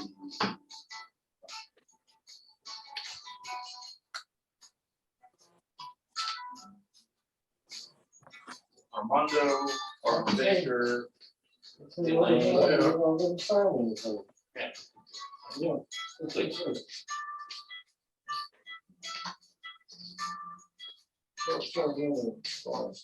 Pardon? Short-term memory loss, Oh, okay. like walking in the bathroom and forgetting what to do for. I wish I could tell you, I had no idea what you were talking about. Actually. I walked over here and then I forgot to sign. Uh-huh, Makes sense to the rest of us. yeah. We've all been there. No going back. Yep.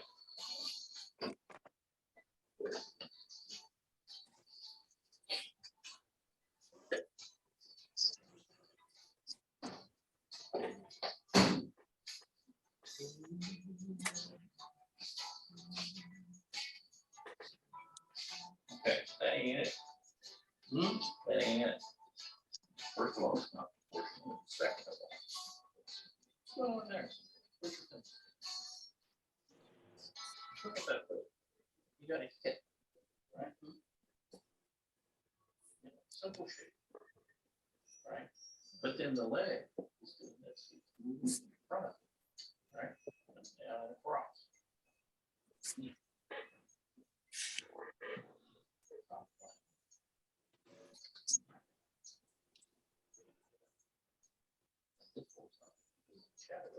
Yep. See, so is, can't see, so it's the whole side of the hip. Right?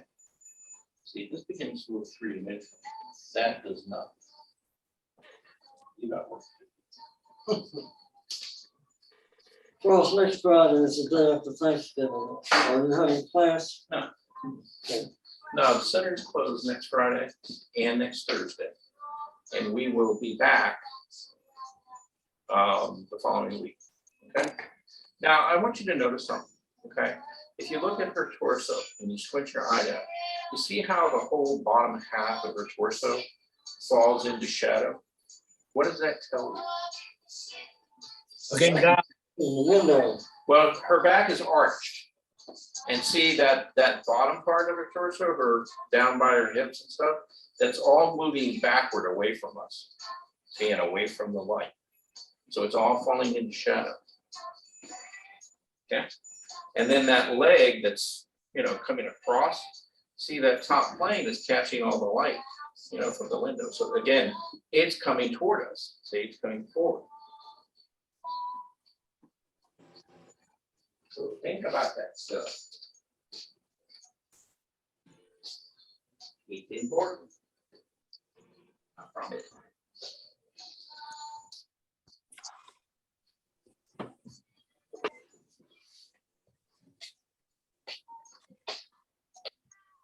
You guys have any idea how much time I spend looking for things like this so I can torture you? Yeah, they do. That in itself is probably a full-time job. It pretty much so is, yes. So then I get you put up, you put out about 3 or 4 drinks. I put out what, 3 or 4 drinks? Uh-huh. For what? Looking at the computer, Oh, sipping at the drink. yeah.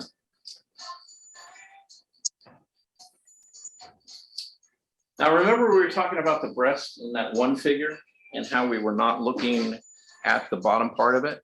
If you look here, you can clearly see we are seeing the underside of the breast here. Again, she's arched backward, right?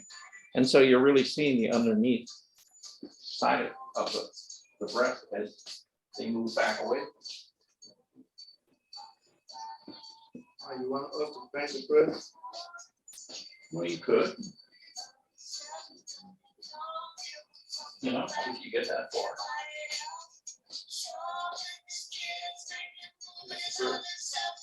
Maybe on triangle shape. Well, are they triangular or? My answer to that doing. Yeah, but you can make multiple, you know, facets. Of a shape, you know. There's no hard, fast rules here.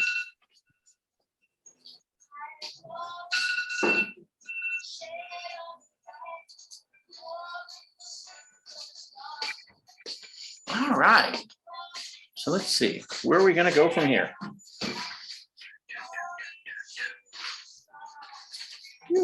Come on. Come on. She won't go anywhere. How come? Yeah.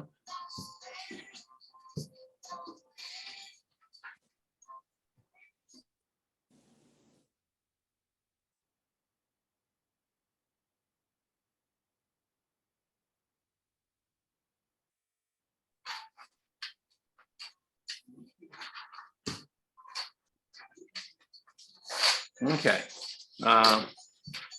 keep going. Nah. This TV, I don't like it. Let's see, if I reduce that, nope, that won't do it. All right, come on.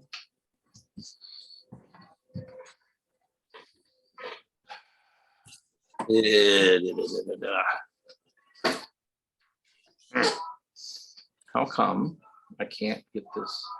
He won't move. Okay, hang on. Stop share. All right. Good. Let me. All right.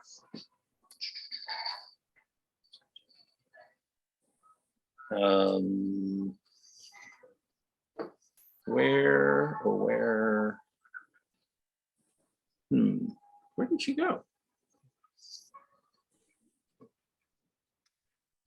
Huh. You had the category figures in perspective. Yeah, I did. Okay. But I had some things picked already. that I wanted to get you guys to do. And they were supposed to be in this folder right here, but I don't see them. They were there earlier. So why not? Non-symmetrical round. Okay, well, in that case, all right, we'll improvise. Figures in perspective. Okay. Okay. Let's try her. Ta-da. We just see your smiling face. Oh, okay.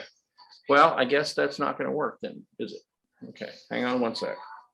Go to Zoom and do a screen share and do that and that. Okay. Now do you see a lady with her arm outstretched towards you? No. Not yet. Not yet? No, it's still buffering. Really? Wow. This thing is slow. There we go. There we go. Okay. All right. That would be the one. Okay, so you got 10 minutes. Now look at that arm and that leg really carefully, because you're going to have to make them look like they're coming forward toward you. A wee bit of a challenge, right?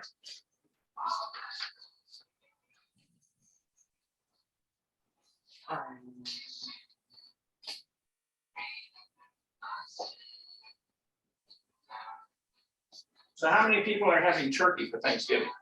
Not me. Not you? No, I'm tired of the turkey. I told you. Yeah. 40-year.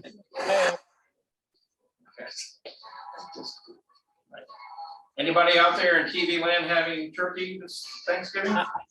Yeah. I'm not cooking it. You're not cooking a turkey, okay, but are you having turkey? Yes, yes, Turkey is always better when you have somebody else cooking. definitely.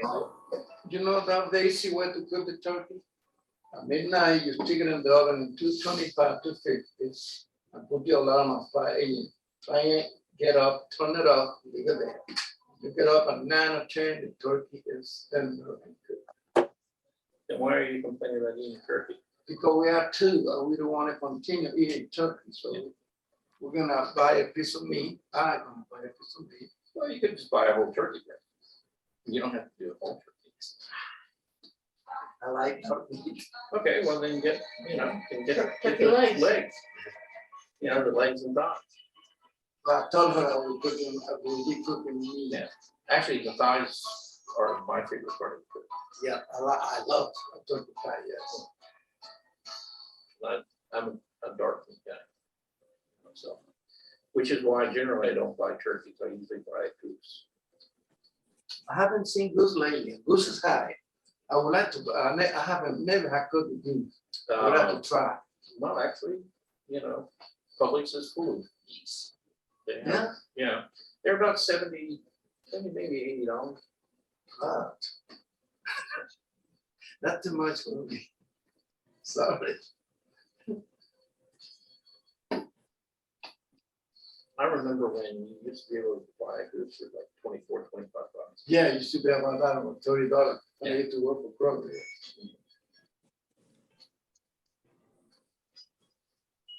But I stopped. used to have a Siamese cat who adored turkey. Mhm. So I was cooking it about 4 or 5 times a year.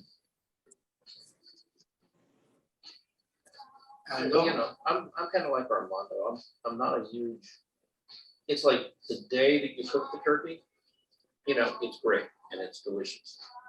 But, unless you have a lot of people over who are gonna haul most of it away, Mhm. and you try eating it a couple of days later, it's just, like you said, it's kind of dry. Oh, I love open-faced turkey sandwiches afterward. Yeah. It's good soup too. And soup is okay, but I tell you that if you try to make turkey salad, it's not the same as chicken salad. Nope. You gotta try it. See, that's the thing I like about a goose. You can cook a goose and then 2 weeks later, and you warm the goose up and the meat is still moist and tender. It almost like never dries out. So, you have to literally work at killing it. So, Amazing.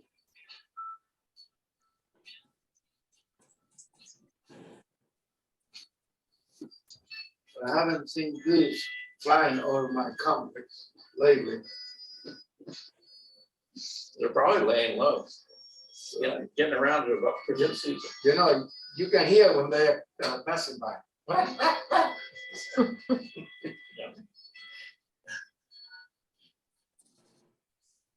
Well, it's getting to be about hunting season for geese. Because I think it's like the beginning of December, the season opens up. But I'm not ready to hunt for sport. It should be for, if you need it, for personal consumption, just to kill for killing. I'm not doing that. Well, kill animals in the wild just for the profit. For survival, okay.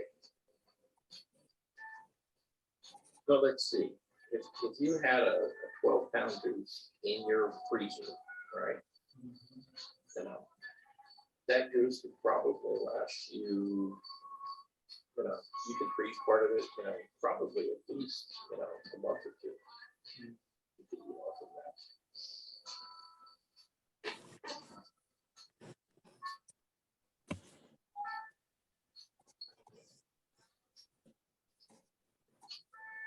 I have a nephew who, he has a young son who he just took hunting for his first hunting trip, and they got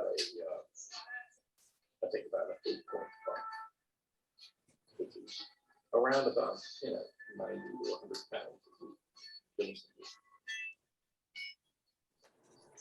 pounds. When my grandson, he was about maybe 13 or 14, he had already been hunting for a few years by then, but he got a, I don't know, about 6-8 point buck. And so they were in the process of field dressing it. Well, he didn't want to field dress. He wanted to dissect it. He's all entering medical school next year, so. Yeah. Well, you can do both. You gotta do the first part first, you know. Unless you like really gamey meat. Yeah, right. Oh, yes. I like venison. Just put a lot of garlic. Keep it on flavor. They like give me a flavor, right? And they used to go from Mexico, one of my guys from Maine, used to go hunting. You know, one day he brought me the whole front leg. Yeah. He didn't fit in the tank that I couldn't. Well, of course it's a big pain. A big thing, a big bun. Yeah, The front leg has a big flat bun. yeah, when you gotta kind of saw it into smaller sections if you want to cook it in the pan. That's it. Now you can use the gravy. Gravy is too, I don't know, too low or something. So Too much, after you cook it, the oil. Yeah. From it, yeah. so I throw it away. Yeah, that one. I made a gravy with something else. But if you're gonna make gravy with venison, you need to use like buttermilk, Mhm. and buttermilk and like buckwheat flour. Great. Nobody told me how to cook. I just figured it out on my own. Cook it.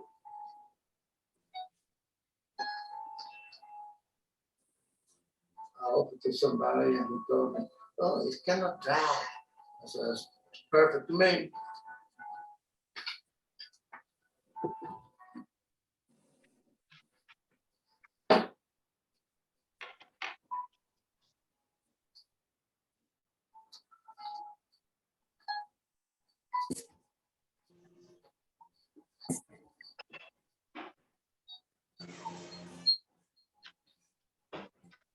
yesterday, we kind of got into a discussion about, I've been watching a lot of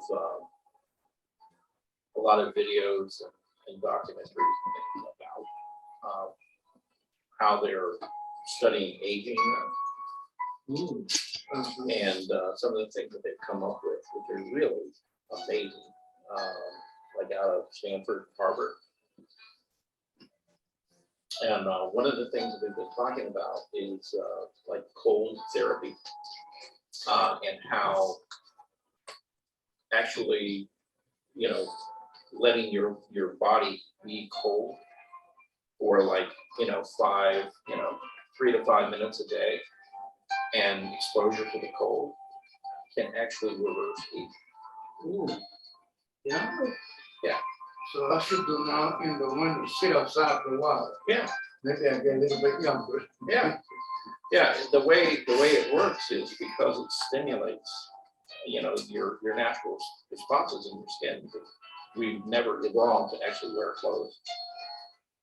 If you let, one way, the way they're doing it is a lot of these people are taking like cold showers, for like 3 to 5 minutes. And what they noticed is, when they started it, they actually measured the telomeres on the end of their DNA. And then about 2 months later, they came back and remeasured them, and the telomeres actually grew in length, which means they're actually younger, because the telomeres on your DNA are actually give you a more accurate reading on your actual physical age.